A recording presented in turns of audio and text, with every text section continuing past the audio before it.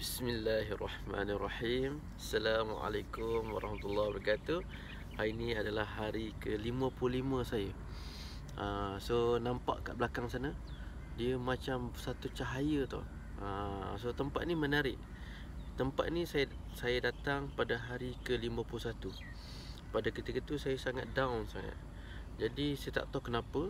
Jadi saya berada di sini hampir 1 jam 15 minit.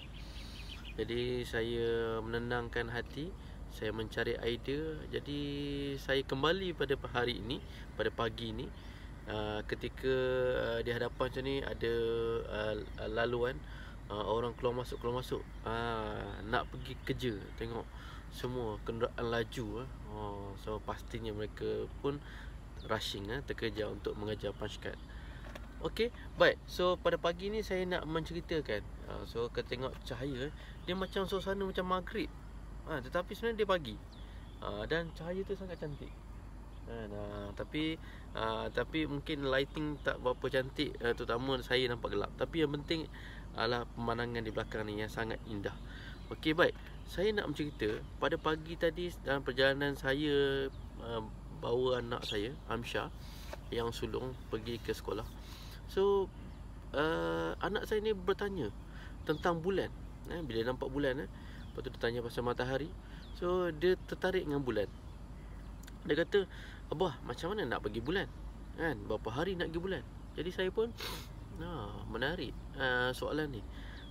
So saya pun bercerita dengan dia tentang bulan, kan. So dia kata nak pergi bulan. So jawapan ringkas saya adalah, Amsyah kena jadi angkasawan, kena belajar berpandai. Nanti hanya angkasawan yang boleh pergi bulan, orang yang terpilih. Jadi bila saya balik, saya dalam perjalanan menghantar anak kedua saya pula, saya terfikir satu perkara, iaitu bulan berkait rapat dengan tugas saya. Tuan-tuan dan puan, mana hebat, bulan atau matahari? Bulan atau matahari?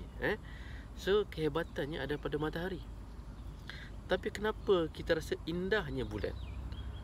Tuan-tuan puan fikir, sebenarnya bulan dia tak ada power, dia tak ada kuasa, dia hanya cerminan. Dia hanya cermin menumpang cahaya matahari untuk memancar semula. Jadi kita nampak dalam kenapa dia bercahaya dan kita rasa indah, sebab kita berada pada waktu malam. Tapi pada waktu siang, mana cahaya bulan?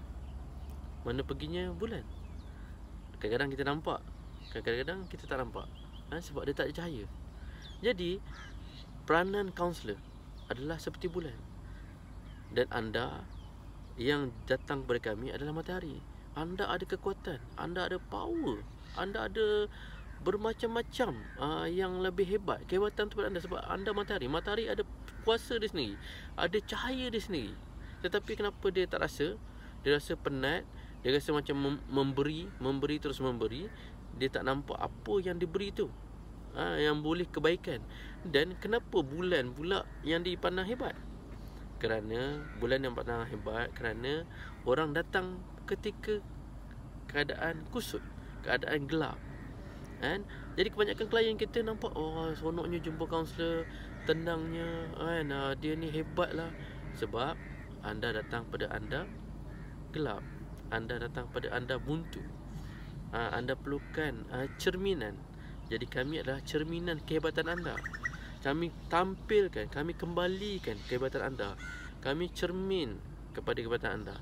Dan bila anda bangkit, anda jadi matahari kembali. Dan pada ketika itu, mana kami? Kami tiada. Dan anda terus kekal dengan kehebatan anda. Jadi itulah peranan kami. Kami tidak hebat, kami cuma cerminan. Apa yang kami ada adalah untuk mengambil dan mencerminkan semua kehebatan anda. So bukan senang nak jadi bulan yang indah ni. Kadang-kadang orang kenang, kadang tak kenang, Kadang-kadang pada ketika dia hebat jadi matahari, dia lupakan bulan. Kerana dia kata, aku adalah cahaya dan kau hanya cerminan aku, Tapi ketika dia buntu, engkau lah yang menerangi alam ketika kami tiada, ketika matahari tiada.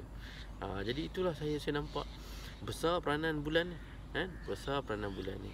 kan juga kami juga kata apa, nak kembalikan matahari pada anda semua.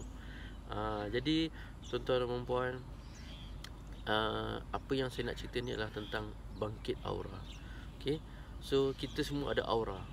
Aura, satu benda yang tenaga yang ada, sama ada kita tampilkan atau kita tenggelamkan, seperti matahari.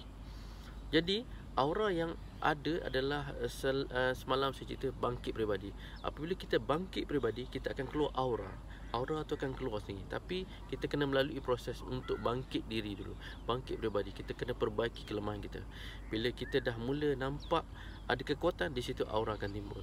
Aura pertama ialah yang saya nak kongsi, ialah aura pengaruh. Aura pengaruh. Jadi walaupun kita ni bukan ketua ataupun kita ni orang biasa, tapi orang nampak leadership anda. Anda adalah sebagai seorang pemimpin, bukan ketua. Ketua adalah benda yang diberi kuasa untuk menjalankan ketua. Kalau tidak, dia tenggelam, kan?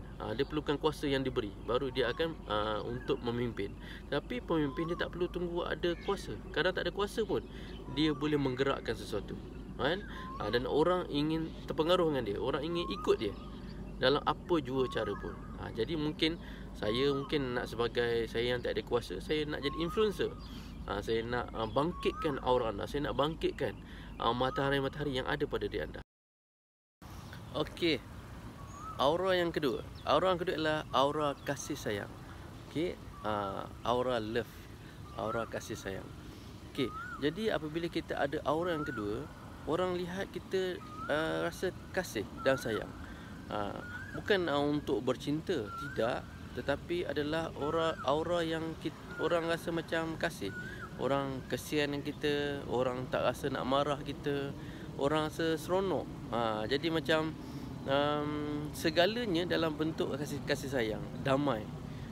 Kita damai dengan dia, dia damai dengan kita. Jadi kita rasa ada kasih sayang. Jadi apabila kita tiada, kita dicari-cari dan dirindui. Itu aura kasih sayang. Kalau kita tingkatkan diri kita, kita akan capai aura kasih sayang.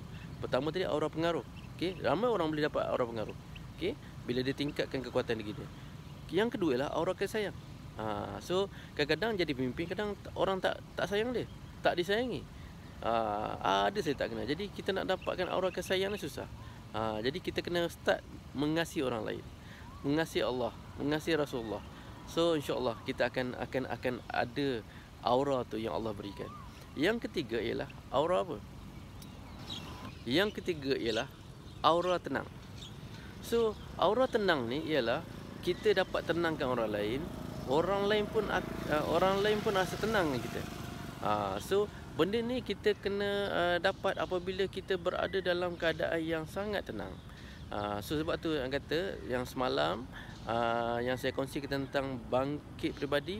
So kena bangun malam. Jadi bangun malam ni kita tenang. Bila kita tenang, kita tak buat-buat. Kita bukan fake. Memang kita tenang. Bila kita tenang, kan, dia umpama seolah cerminan. Cerminan. Pernah tengok cerita Kung Fu Kid? Yang mana dia menyerupai ular tu bila berada di puncak tinggi. So budak tu cuba jadi cerminan ular tadi. Jadi kita tenang, orang pun akan ikut tenang kita. Dia akan rasa aura tu. Kehebatan tu terpancar. Jadi kita pun boleh menenangkan walaupun kita tak ada cakap banyak. Kadang-kadang orang buat sesi kaunseling juga. Kadang-kadang orang bercakap dengan orang lain juga, tapi tenang dia tak sama. Jadi saya sikit sebanyak saya nak aura ketenangan tu. Itu aura yang ketiga. Yang keempat ialah aura rezeki. Okey, aura rezeki ni sebab pemberi rezeki adalah Allah, kan? Pencipta kita. Jadi rezeki bukan datang pada manusia, kan? Walaupun manusia halang macam mana pun, kalau Allah nak beri, dia akan bagi, kan? Kita akan dapat. Cuma kena sabar. Tapi aura rezeki nak dapat ni, dia kena melalui beberapa proses tu, kan? Aura pengaruh, aura kasih sayang, aura tenang. InsyaAllah kita akan dapat aura rezeki. InsyaAllah ini yang saya akan cuba capai tahun 2021. Mana tahu dengan ada rezeki yang bertambah, saya akan bantu lebih ramai orang, kan? Jadi kita akan jadi bangkit yang seterusnya, yang saya akan cerita besok. Jadi itu saja daripada saya. InsyaAllah semoga anda terus ceria, anda terus bahagia dan anda mendapat rezeki yang power. #rezeki power. Jumpa lagi pada besok hari. Teruskan like, share and subscribe. Semoga anda mendapat manfaat. Bye bye.